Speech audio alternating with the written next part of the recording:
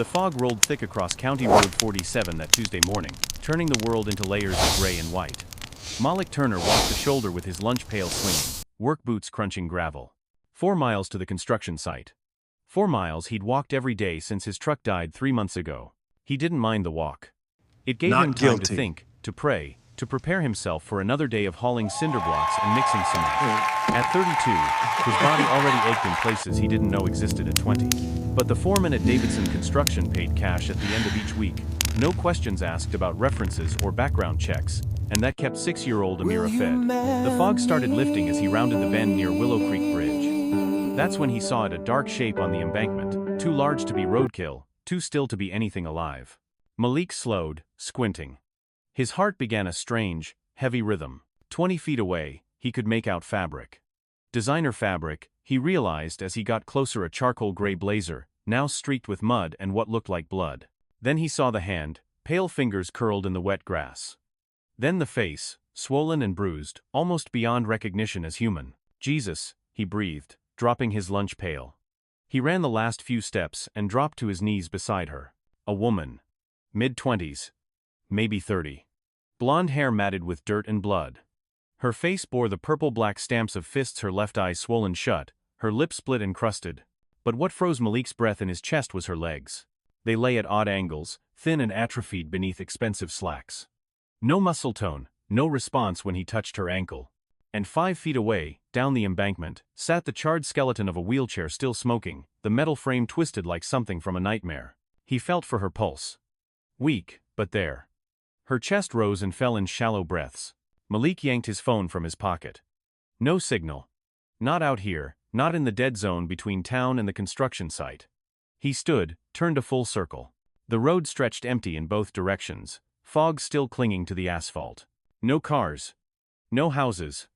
No help. He looked back at the woman. Blood seeped from a gash above her eyebrow. Her breathing seemed to be getting more shallow. "All right," he said aloud, making the decision. "All right, we're doing this." Malik bent and slid his arms beneath her, one under her knees, one supporting her back and head. She weighed almost nothing. He stood carefully, adjusting his grip, and began walking back the way he'd come. His house was 2 miles behind him. The construction site was 2 miles ahead. But ahead meant waiting, meant hoping someone would drive by, meant watching her die while he stood helpless. So he walked back. The fog pressed close, muffling his footsteps. His arms began to burn after the first quarter mile, but he didn't stop. The woman's head lolled against his chest. Once, she made a small sound, not quite a word, more like a whimper. "I got you," Malik said, more to himself than to her. "I got you, you're gonna be okay. Just hold on." He thought of Amira, probably just waking up in the house down the road. Mrs. Celia from next door would have let herself in by now, starting breakfast, getting Amira ready for school. He thought of the pay he'd lose today. Thought of the foreman's face when he didn't show up. Then he looked down at the broken woman in his arms and walked faster. Malik's house sat at the end of a gravel lane, surrounded by pine trees that had stood since before he was born. The small 2-bedroom structure had been his grandmother's, left to him when she passed. The porch sagged on one side. The paint had long since faded to a memory of white. But the roof didn't leak, the wood stove kept them warm, and every nail in its frame carried a memory. He kicked the door open with his boot. "Mrs. Celia." The elderly woman appeared from the kitchen, dish towel in hand, and gasped. "Lord have mercy, Malik, what happened?" "Found her on the road." "Call 911. He carried the woman through to his bedroom, the only bedroom with a real bed. Amira slept on a daybed in what used to be a dining room. He laid the woman down as gently as he could, grabbed the spare blankets from the closet. Her skin felt cold, too cold. He tucked the blankets around her, careful not to jostle her legs. Mrs. Celia appeared in the doorway, phone pressed to her ear. Her face had gone pale. "They're saying." She paused, listening. "They're saying there's a mudslide blocking Route 9. Ambulance can't get through for at least 3 hours." Malik looked at the woman on his bed. 3 hours. He pulled off his jacket, rolled up his sleeves. Okay, I need clean water, towels, and the first aid kit from the bathroom cabinet." He'd learned basic trauma care working construction, how to stop bleeding, how to check for broken bones, how to keep someone stable until real help arrived. His hands moved with careful efficiency, cleaning the blood from her face, checking her pupils, feeling gently along her ribs for breaks. Mrs. Celia brought supplies. then shooed Amira back toward the kitchen. "Let your daddy work, baby."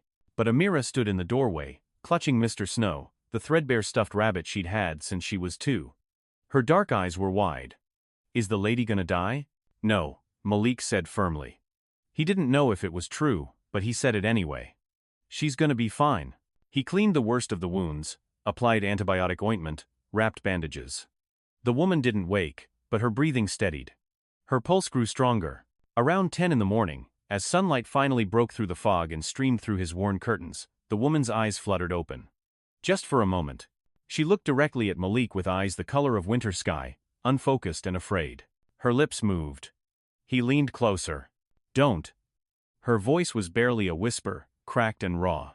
"Don't let them find me." Then her eyes closed again, and she slipped back into unconsciousness. Malik sat back on his heels, a chill running down his spine. "Don't let them find me. Not help me. Not where am I. Don't let them find me." Mrs. Celia stood in the doorway, hands clasped. "That don't sound like a woman who got lost or had an accident." "No," Malik agreed quietly. "It doesn't." He stayed beside the bed, one hand resting near hers on the blanket. The house smelled like coffee and the pine-scented soap Mrs. Celia used. On the walls hung Amira's crayon drawing stick figures holding hands, hearts and flowers, a child's vision of happiness. Outside, a cardinal sang in the oak tree. Inside, a stranger fought for her life in Malik's bed. And somewhere out there, someone was looking for her. The woman surfaced from unconsciousness twice more before the ambulance arrived. The first time, she thrashed weakly, crying out words that made no sense. "Isabel. Burned it. The chair. Dad's company." Malik held her shoulders gently, trying to keep her from hurting herself. "Easy, easy. You're safe." "Not safe," she gasped. "Never. Safe." Then she was gone again, sliding back under. Mrs. Celia wrung her hands in the corner. "This is bad, Malik. Real bad. We should call the sheriff." "We will," he promised. "Soon as the EMTs get here."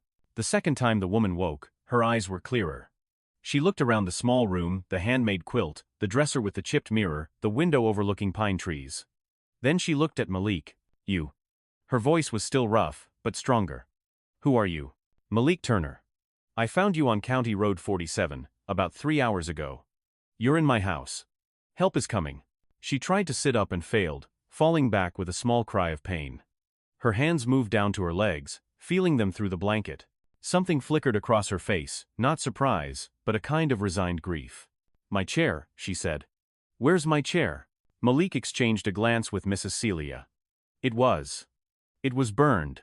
Down the embankment." "Ma'am. What happened to you?" But her eyes had already closed again. The ambulance arrived at 1:15. 2 paramedics, a young woman named Torres and an older man named Phil, came in with equipment and efficiency.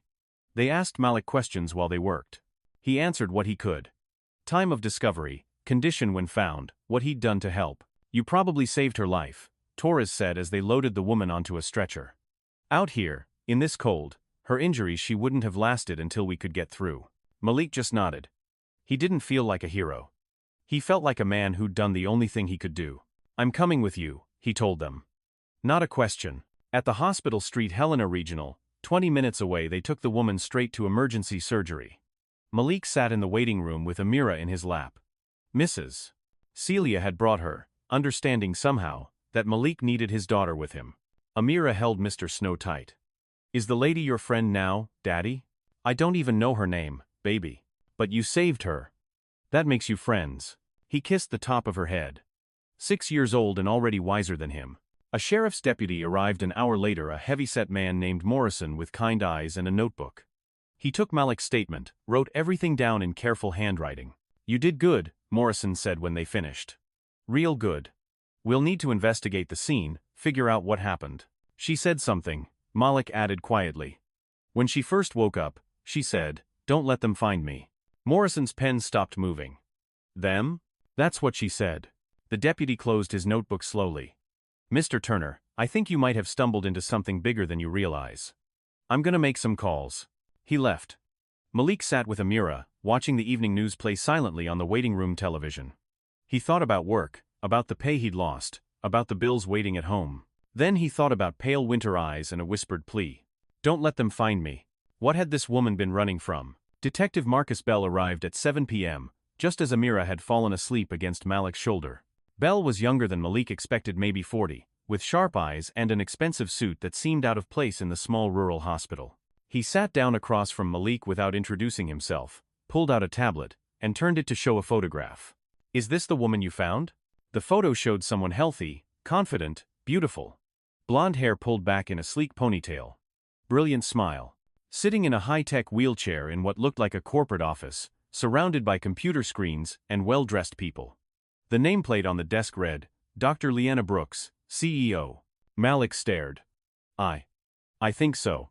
Her face was pretty beaten up. But, Mr. Turner, do you know who Liana Brooks is?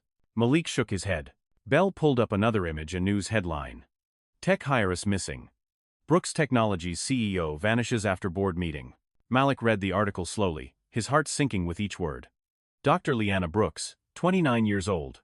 Founder and CEO of Brooks Technologies, one of the fastest-growing cybersecurity firms in the South. Net worth estimated at over $200 million. She'd been paralyzed from the waist down 5 years ago in a car accident that killed her mother. Last seen leaving the company's Atlanta headquarters 2 days ago. Her security team found her car abandoned at a rest stop. No sign of struggle. No ransom demands. Until now. You found her, Bell said, watching Malik's face. In the middle of nowhere, beaten, her wheelchair destroyed. Any idea how she got there? No, sir. Did she say anything about who did this to her?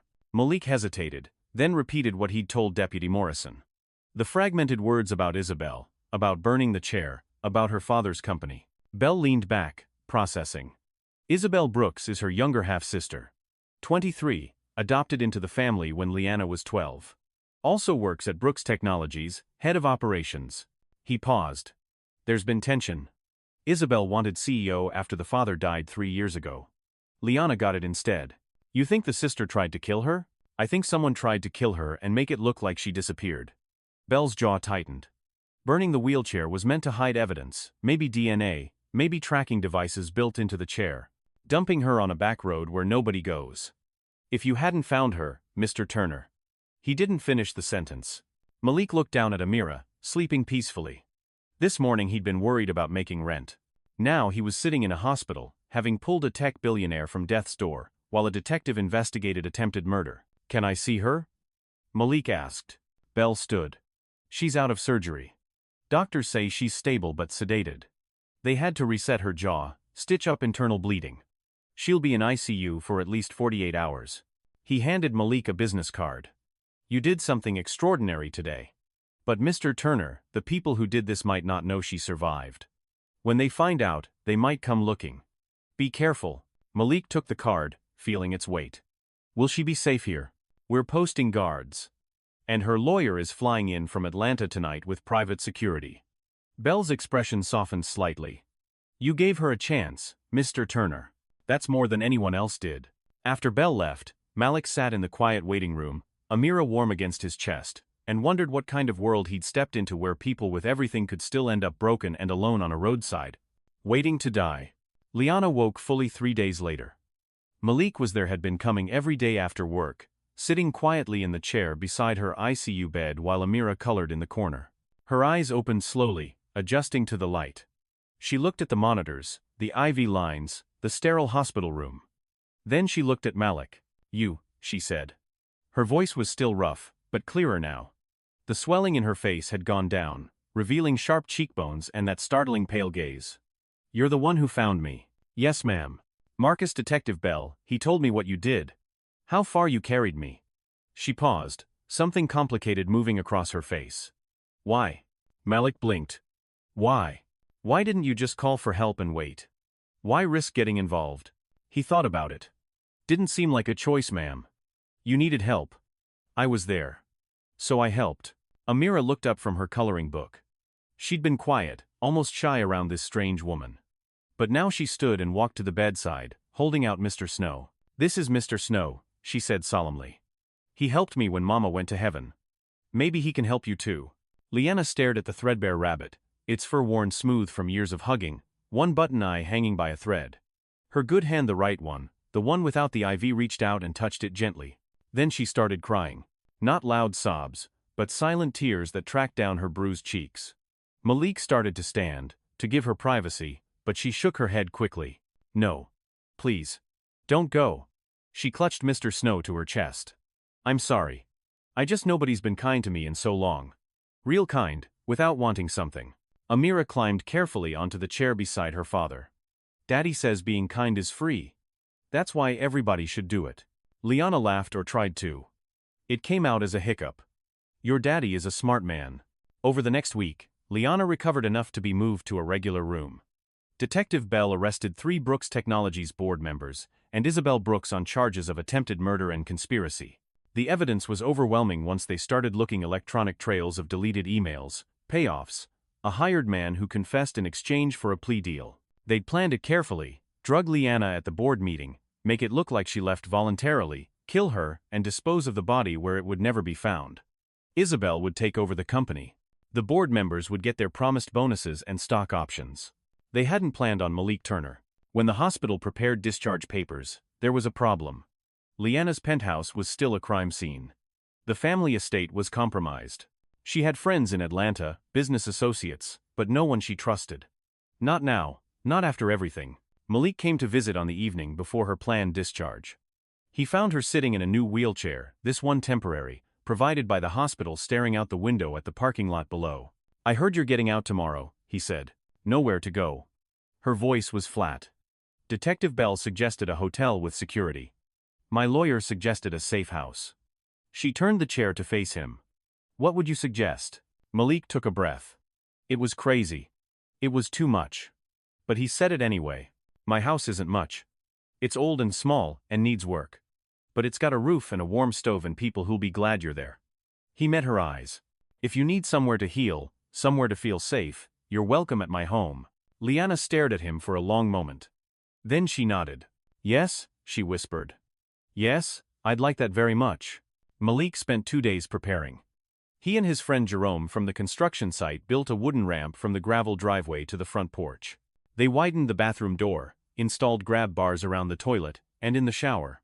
Malik cleared out what used to be his grandmother's sewing room, and turned it into a bedroom on the ground floor. The room had better light anyway, windows facing east toward the sunrise. Mrs. Celia brought over a nice quilt her mother had made. Amira drew a welcome sign with crayons and taped it to the door. When the medical transport van pulled up on Saturday morning, half the neighborhood had found reasons to be outside. Mrs. Celia weeding her garden. Jerome checking his mailbox. The Henderson family washing their car. Malik knew what they were thinking. He could see it in their faces, the curiosity, the judgment, the questions about why a rich white woman was coming to stay in a poor black man's house. Let them wonder. Liana rolled down the ramp from the van in her new wheelchair, this one custom-made, delivered overnight from Atlanta. Black titanium frame, all-terrain wheels.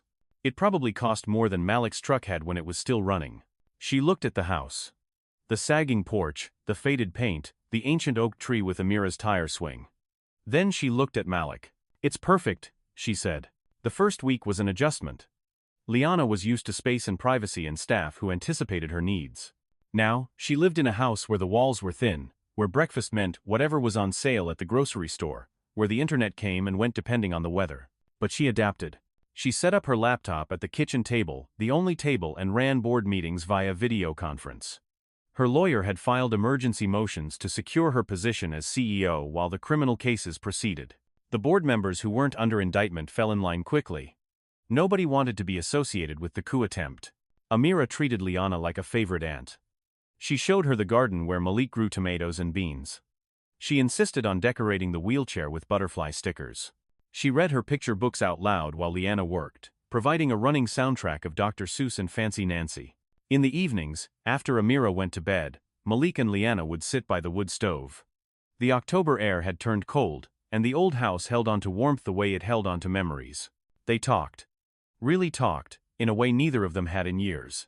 Malik told her about his wife, Sarah, who died of an aneurysm when Amira was 2. How he'd been drowning in grief when he held his daughter that first night alone and realized he had to keep swimming. How he'd taken any job he could find, moved into his grandmother's house to save money, built a life that was small but sturdy. Liana told him about the accident. About driving home with her mother on a rainy night. About the semi-truck that jackknifed across 3 lanes. About waking up in the hospital and learning she'd never walk again.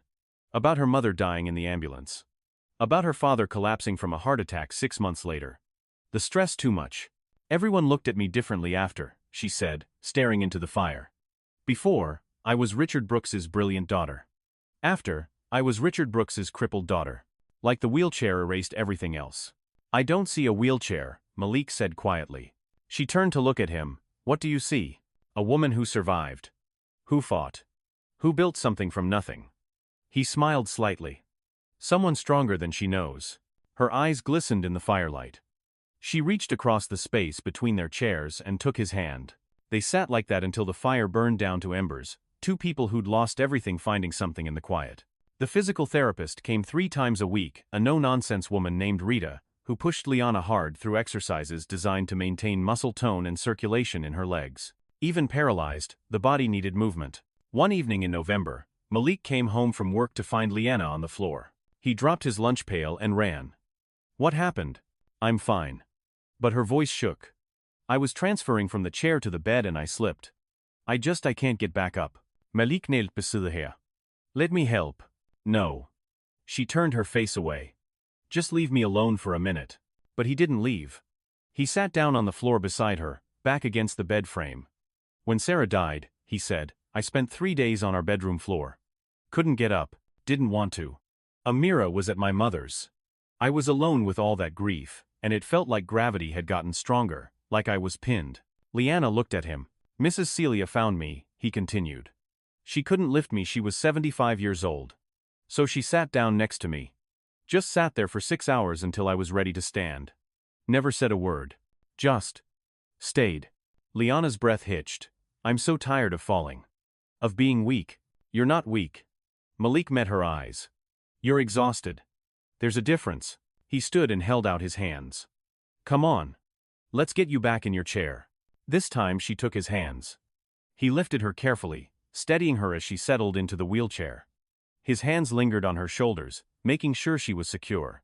They were very close. He could see flecks of gray in her blue eyes. Could smell the lavender soap she used. Malik, she whispered. Yeah? Do you? She hesitated. Do you see me as someone who needs to be saved? No. He said it without hesitation. I see you as someone who saved herself. I was just there at the right time. That's not how most people see me. I'm not most people. Something shifted in her expression. She reached up and touched his face, her palm warm against his cheek. No. You're really not. He leaned down. She leaned up. The kiss was gentle, tentative, like a question neither of them was sure they should ask. When they pulled apart, both of them were breathing hard. Malik started. Stay, Liana said. Please stay. So he pulled over the wooden chair he'd made, the one that sat beside her bed, and he stayed. They talked until midnight, about everything and nothing, about hopes and fears, and the strange path that had brought them together. Amira found them the next morning, Malik asleep in the chair, his hand loosely holding Liana's, both of them tilted toward each other, like plants toward light. She studied them seriously, Mr. Snow tucked under her arm. Then she smiled, and tiptoed back to her room. Later, at breakfast, she looked at her father. Daddy? Yeah, baby? If Miss Liana stays forever, can she be my mom? Malik choked on his coffee. Liana went very still. Amira just crunched her cereal, matter of fact. Just asking. Liana reached across the table and took Amira's hand. I would be honored, she said softly, to be part of this family. If you'll have me. Amira beamed. See, Daddy? She's smart and nice. You should marry her. From the mouths of children, Malik thought, and caught Liana's eye. She was laughing, but her eyes were serious, hopeful, asking a question he suddenly knew how to answer. Well, he said slowly, we should probably date first. Liana grinned. Probably. But they both knew. Sometimes you just know. The trial date was set for January. Liana would have to go to Atlanta, would have to face Isabel and the board members who'd tried to kill her. Her lawyers insisted she be there in person, it would make a stronger impression on the jury. Come with me, she said to Malik one December evening. Snow had started falling, rare this far south, and it turned the world outside into something magical. Both of you. Come to Atlanta. Malik looked up from the carburetor he was cleaning at the kitchen table. Liana, I know what you're going to say. That you can't take the time off. That you can't afford it. That it wouldn't be right. She wheeled closer. But I need you there. Not because I can't do it alone. Because I don't want to. It's not about the money, he said quietly. Though it was, at least partly. It's about. I don't know. Pride, maybe? I'm not some charity case you need to fix. Is that what you think this is? Her voice was sharp. You think I'm trying to fix you, aren't you? The job offer at Brooks Technologies, the salary you mentioned, that's not charity, that's business. We're expanding into construction tech. Smart buildings, IoT integration. I need someone who understands actual construction, not just the software side. She grabbed his hand. I'm not offering you a job because I feel sorry for you. I'm offering because you're qualified, and because I trust you. You barely know me. I know you carried me 2 miles when you could have left me to die. I know you gave up your bedroom for a stranger. I know you look at me like I'm a person, not a problem to solve. Her voice softened. I know the way you sing to Amira when you think no one's listening. I know you fix that old truck engine every night, even though it'll probably never run again because your grandmother taught you never to give up on things that matter. Malik stared at her. You notice all that? I notice everything about you. The air between them felt electric. Amira appeared in the doorway, rubbing sleep from her eyes. Why are you guys fighting? We're not fighting, baby, Malik said. Yes you are. You do that thing with your voice. Amira climbed into Liana's lap, something she did now without thinking. Daddy, if Miss Liana wants us to go to Atlanta, we should go. She's scared. Liana stiffened. I'm not. Yes you are, Amira said matter-of-factly. You get a crinkle right here. She touched the space between Liana's eyebrows. When you're scared. You had it when you first came here. It went away. Now it's back. Liana looked at Malik over Amira's head, and he saw it, the fear she'd been hiding. Not fear of the trial, but fear of facing it alone. Fear of going back to that world where she was Brooks Technologies CEO first and Liana Brooks second. Where people saw her disability before they saw her.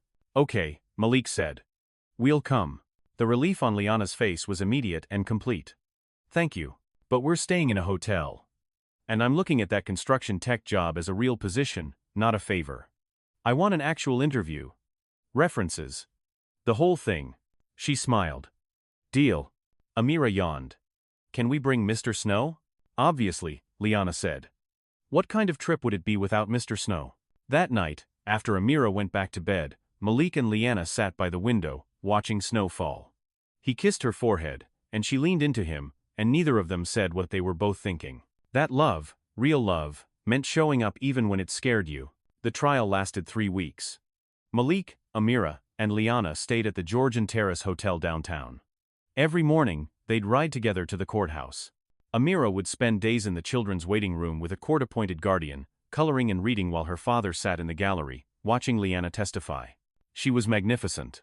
Calm, precise, unshakable. She described the drugged coffee at the board meeting, waking in a van, the beating, being pushed from the vehicle still strapped in her wheelchair. The prosecutor showed photos of her injuries that made the jury gasp. Showed the burned wheelchair, the isolated road. Isabel sat at the defense table, expressionless. She never looked at Liana. Not once. The defense argued reasonable doubt, suggested alternative theories, painted Liana as an unstable CEO, prone to paranoia. But the evidence was overwhelming. Text messages. Bank transfers. The confession of the man they'd hired. On the final day, the jury deliberated for 4 hours. Guilty on all counts.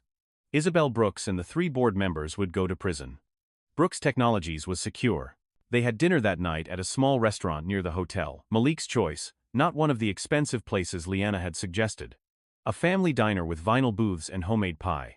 Amira got chocolate pancakes for dinner because, as Malik said, some days call for celebration breakfast. Liana looked different. Lighter.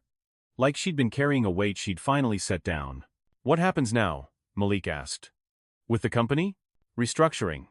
New board members. A lot of work. She paused. But I'm ready. For the first time in years, I actually want to do this. Not because it's my father's legacy, but because it's mine.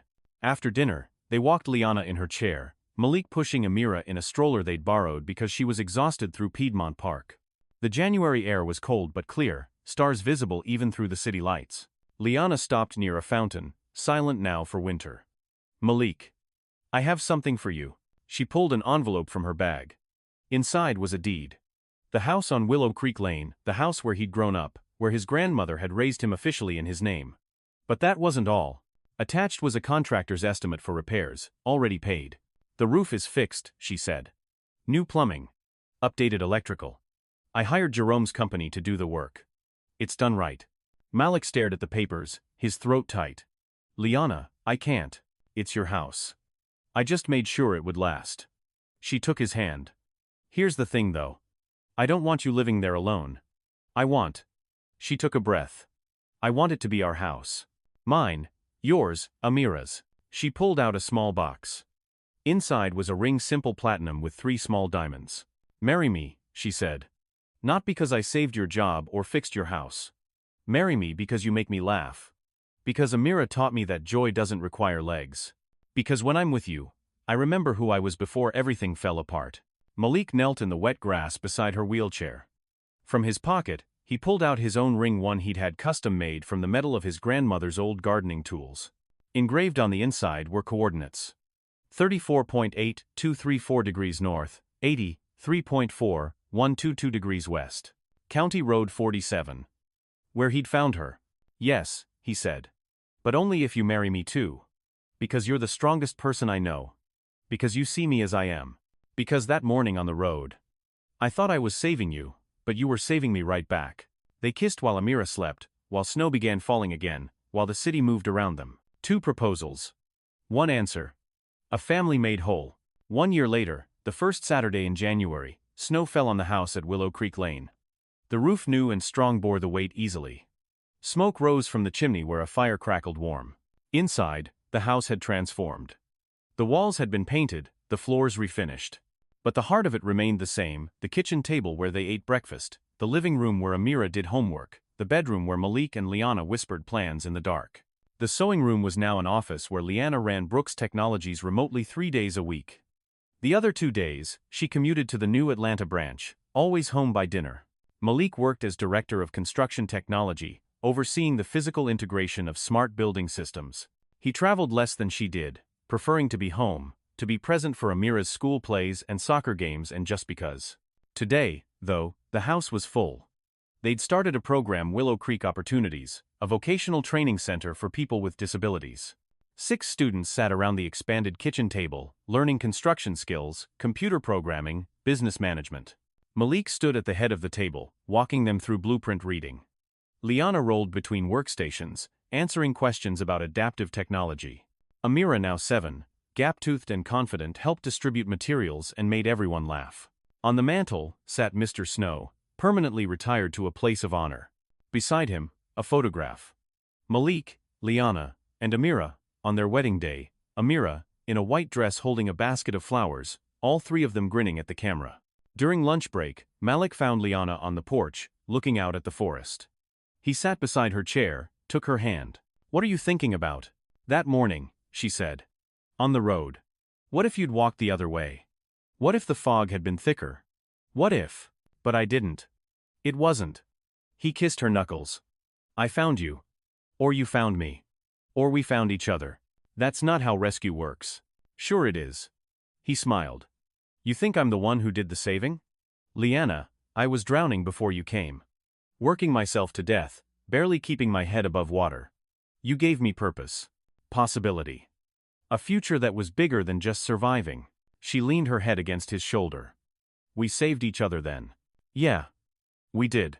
Inside, Amira called that class was starting again.